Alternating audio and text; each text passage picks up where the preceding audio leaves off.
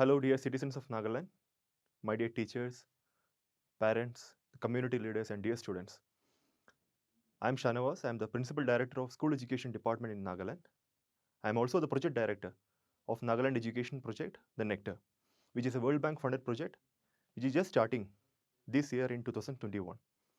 So I'm standing in front of you here just to give you an idea of what COVID-19 has done to us till now. This pandemic has started in 2020 March and the whole country went into a lockdown 2020 March last week, and from there we are struggling. In between, we had a breather. We could open the schools for some time, but still, our students are struggling. Again, lockdown came, the schools are closed. The department, from its side, the government of Nagaland, it was necessary for us to make a shift from the conventional mode of education to the alternative methods of education. Like you go via Doordarshan, All India Radio, YouTube, Facebook, the internet methods, the Zoom calls, the WhatsApp groups. How far it was helpful to our children, we need to know. And what all effects it has done to our children, we need to know. Not all the children had the luxury of using the smartphones, computers, and get access to study materials. There was a digital divide happening in the state. In the remote areas, they could not access the materials we were providing, but still we kept on, and it's still going on. It's a fight still going on. And the children, they had a break. In the National Education Policy 2020, we focus on foundation literacy and numeracy.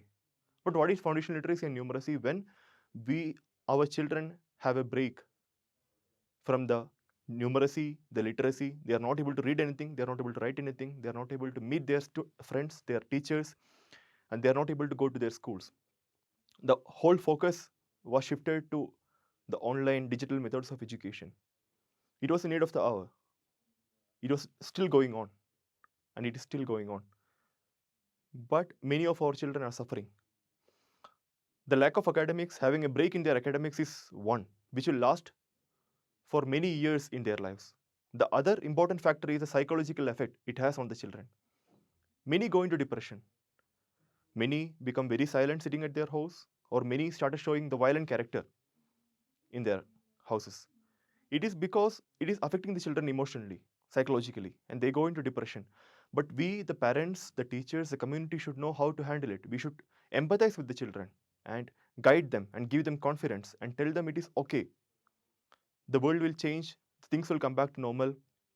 And as far as possible, you should help them to study, to read their text, the notebooks, and what all the teaching materials or the learning resources the schools or the department is providing. And another important factor is the exposure to the cyber world. For many children, it was the first time, and it was in a very early age.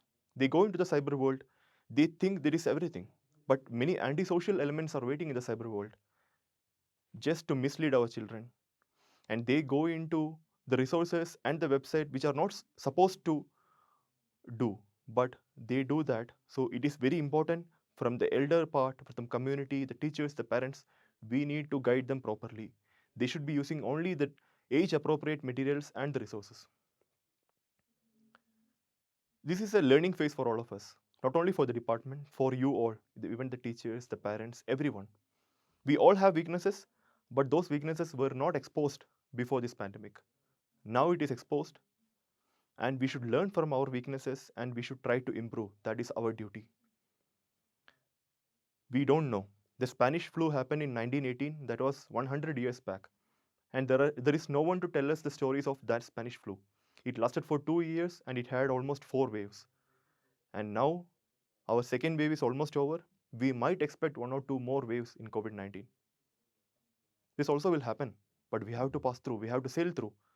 We need to be together, we need to learn from our mistakes, and we need to improve rather than blaming each other, blaming on the government, blaming on the department, or blaming on the school.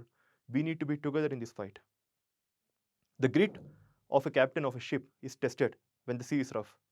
And now the sea is rough, and let us show our grit. This is my message to all of you, dear parents, dear community leaders, dear teachers, dear students. Let us be together in this fight. On behalf of the Nagaland Education Project, I appeal all of you to be with us, with the department in this fight, and we will sail through. Thank you very much.